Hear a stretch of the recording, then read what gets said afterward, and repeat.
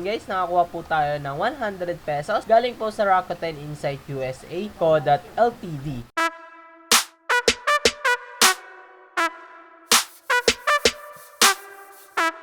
Hi guys, it's Jeefrey again. So today's video, may bago ako sa inyong website na ituturo na kung saan kikita tayo ng 100 to 1,000 pesos o higit pa sa ating PayPal account. So umpisahan na natin.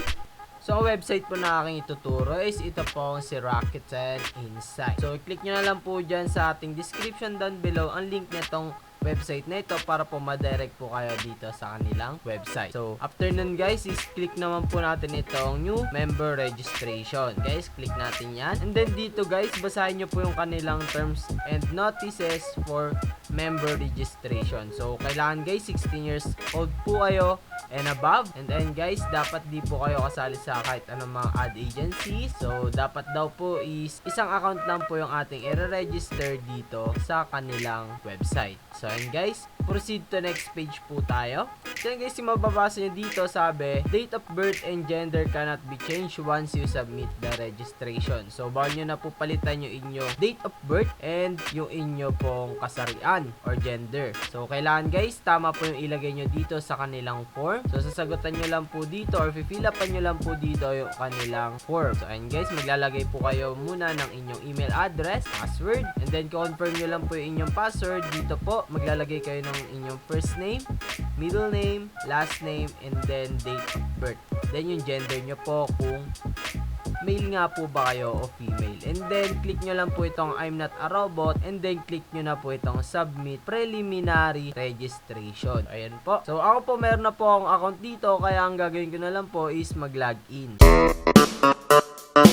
So guys, ito na po yung ating Rakuten Insight dashboard. So pwede nyo rin po palitan yung inyong language dito kung gusto nyo po ng Tagalog or English. So ayan. Then dito guys sa may open, ayan po. Dito nyo po makikita yung mga binibigay nilang survey dito sa inyong Rakuten Insight. So ayan guys, pag kinilik nyo po itong answer, madadirect po kayo doon sa kanilang survey. And then ito naman pong survey number. Ito po yung number ng kanilang survey. And then dito guys sa survey title, ang title ay Survey on Daily Life. And then ang maximum e-points or yung maximum na makukuha nyo pong points is 5 points po. So try po natin mag-answer ng survey. So ayan guys. And guys, direct po nila ako dito. And then i-click upang simulan ang survey. So ayan, click natin yan. So ayan guys, ganito lang po yung kanilang tinatanong. So what is your gender? So male. So yung age nyo po, ilagay nyo na lang po. So ayan, and then pag nalagay nyo na po, click nyo lang po itong next. Ayan, madali lang po yung kanilang survey. So ayan po. So no lang po dito, and then next. So dito naman guys, do you believe that dietary supplements blah blah blah work? So yan, click lang natin itong yes. And guys, ito naman pong number 5. So pili lang po kayo dyan. So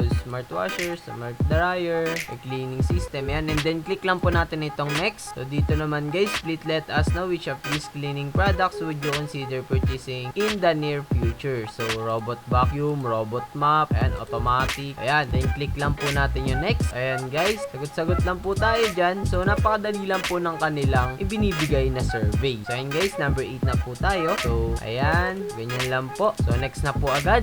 Do you wish to travel in any of the following countries or regions? For each country region, please choose the answer that best applies you. I have plan na lang lahat. So ayan, dahil gusto naman natin ikutin ang buong mundo, plano-plano lang muna. So ayan guys, so next na po natin yan. Then number 10 na po tayo. So ayan, within 1 month lang po. Ayan, so number 11 na po tayo. So none of this na lang. So number 12, note there's usually incentive in annual to regular incentive upon dito. Yan, you kindly let us know if you are interested in participating this kind of service in the near future. So yes lang po natin. Ayan, number 13, please enter your postcode. So ayan, 1121, and then next lang po natin yan. Ayan po. So ayan guys, tapos na po natin sagutan yung kanilang mga survey. So ayan, ang dali-dali lang po, hanggang 13 lang, no?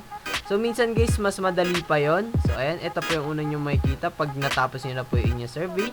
Maraming salamat sa iyong pakikilahok sa survey na ito. And then, punta na po tayo dun sa ating Rakuten Insight dashboard. So ayan guys.